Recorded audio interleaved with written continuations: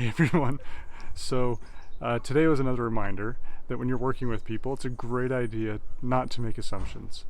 So Dolly and I have been working together on the Learn Psalm 1 course and Facebook group that we've been working on creating. And one of the things that I have been doing a lot of lately is approving Facebook group requests. So we want everybody to request access to the group, tell us why they're learning Psalm 1, what their background is, and then if they want, they can add an email address and sign up for a free weekly Psalm 1 language tip. And so I've been screenshotting those group invites and then uploading them to MailChimp.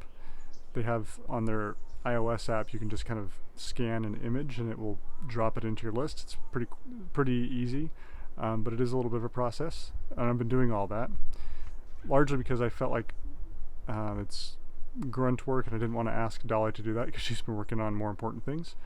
Well, today, as we were talking, she pointed out that she actually enjoys doing that. It's almost therapeutic to her to do some of those tasks, and I, on the other hand, don't enjoy doing those things.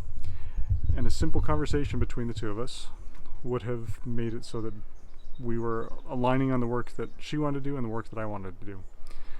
So, just a good reminder, sometimes there are people out there that enjoy doing things that you don't enjoy, and don't make an assumption.